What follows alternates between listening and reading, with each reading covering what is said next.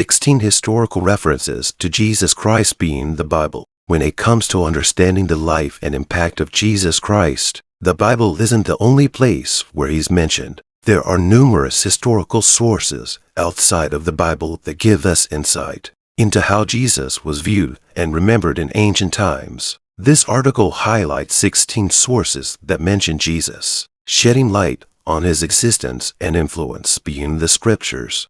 Welcome to my channel, God's Care Jesus. Let's start this video with likes and shares. Flavius Josephus c. 3700 at Editorial credit.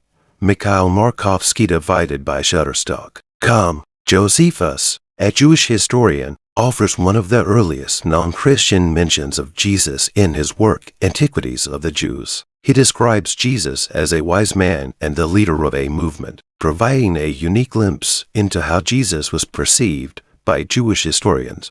In the well-known passage Testimonium Flavianum, Josephus refers to Jesus as a wise man, known for his virtue and teachings. He also mentions that Jesus attracted a large following and was condemned to be crucified by Pontius Pilate. It should be noted that the authenticity of this is debated, with some scholars arguing that it was partially edited by Christian scribes. Tacitus c. 5620 at Editorial credit. Free Win 2014 divided by Shutterstock.com. Tacitus, a well-known Roman historian, wrote about Jesus in his work Annals, which dates back to the early 2nd century. In this account, Tacitus mentions the execution of Jesus, whom he refers to as Christus, under the governance of Pontius Pilate during the reign of Emperor Tiberius. Tacitus also highlights how Jesus' followers, known as Christians, were growing in number and how they were viewed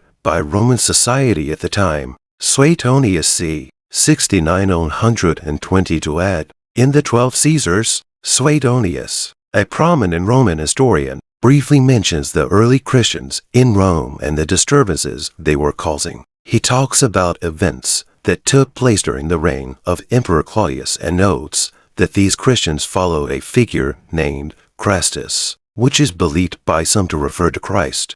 Although Suetonius' mention of Jesus is short, it's important because it shows that the movement Jesus started had already spread to Rome and was significant enough to catch the attention of Roman leaders.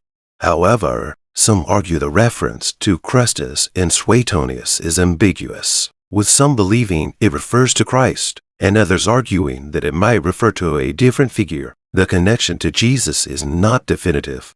Pliny the Younger c. 6113 at Pliny the Younger, a Roman governor, wrote letters to Emperor Trajan asking for advice on how to deal with the increasing number of Christians in his region. In these letters, Pliny describes how the early Christians would gather before dawn to sing hymns to Christ as if he were a god, take oaths to live good lives, and share meals together. It points out that Christ was the central figure in their worship, showing how dedicated these early Christians were. Pliny also details his approach to dealing with Christians, offering them multiple chances to renounce their faith. If they refused 3 times, they were executed. Thallus, 1st century at Thallus, a historian from the 1st century, is known through references made by later historians, as his own works have unfortunately been lost. According to these references, Thallus mentioned an unusual darkness that occurred during the crucifixion of Jesus. Thallus described this darkness happening at noon, which aligns with the biblical story of a 3-hour period of darkness during the crucifixion. Even though we don't have Thallus' original work, this mention provides an interesting piece of evidence that shows how the events of Jesus' crucifixion were noted by people outside of Christian writings.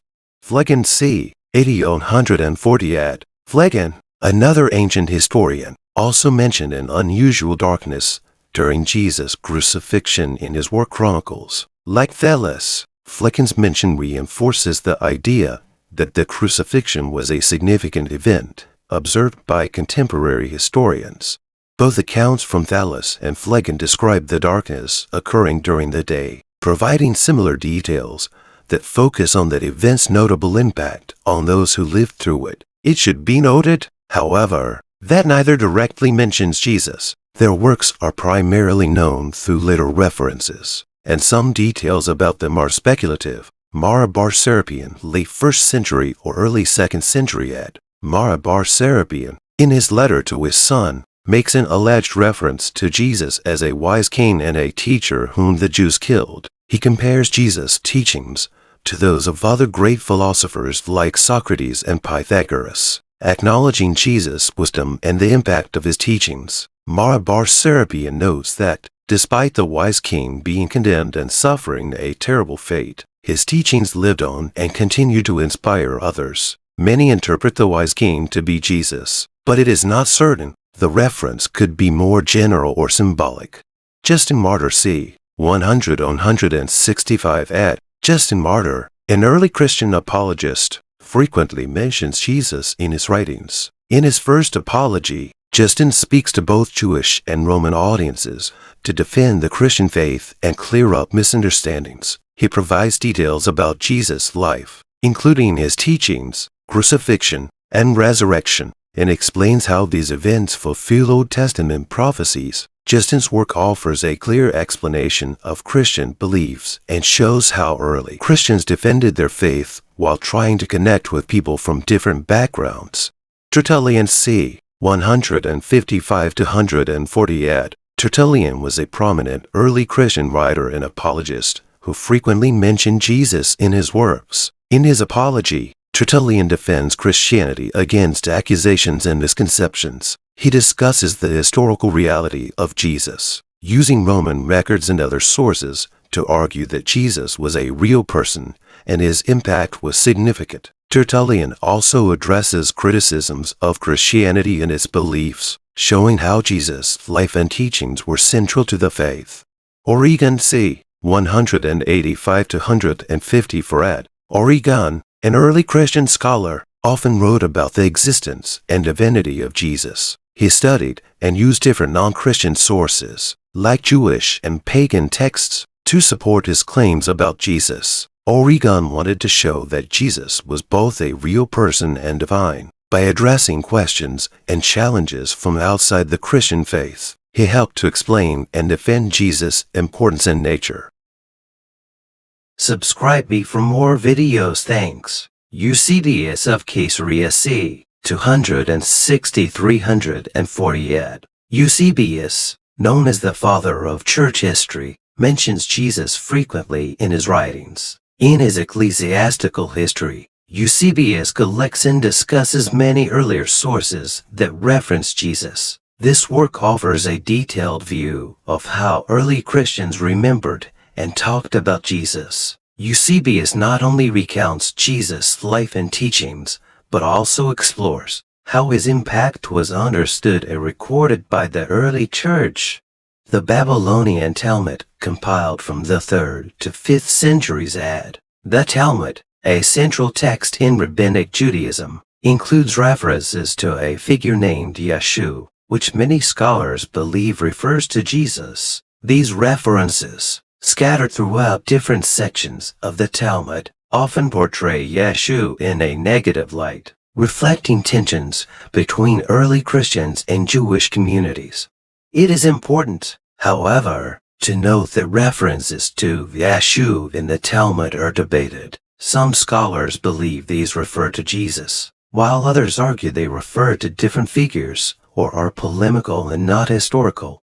Early Christian writers ca. 50 to 157. Early Christian writers from around 50 to 157 provide some of the earliest references to Jesus outside of the New Testament. These writers, including figures like Clement of Rome, Ignatius of Antioch, and Polycarp, wrote letters and other works that mention Jesus' life, teachings, and the early Christian community. Their writings often aim to encourage and instruct fellow Christians, and they included details about Jesus' miracles, his death, and resurrection.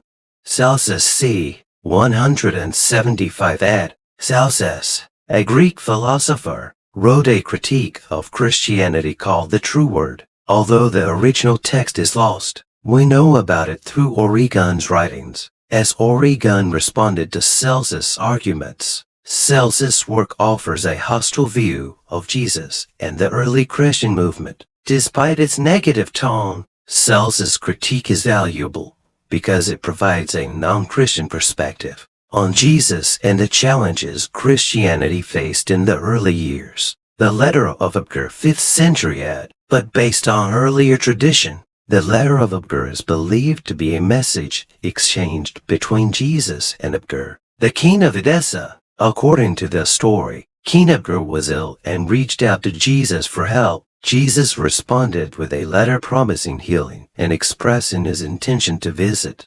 Although many historians doubt the letter's authenticity, it demonstrates how stories about Jesus spread, beyond Judea and influenced other regions. This early tradition shows that Jesus' reputation was already significant and that people from different places were aware of and interested in his message. Lucian of Samosata at 166 editorial credit, chrisdorney divided by Shutterstock. Lucian of Samosata, a Greek satirist, mentions Jesus in his writings. In his work The Passing of Peregrinus, Lucian refers to Jesus indirectly while criticizing the early Christians. He describes them as followers of a crucified sage who were devoted to him and willing to endure hardships for their faiths. Although Lucian's tone is mocking, his references confirm that Jesus was known outside Christian circles and that his impact was significant enough to be mentioned by critics of the time.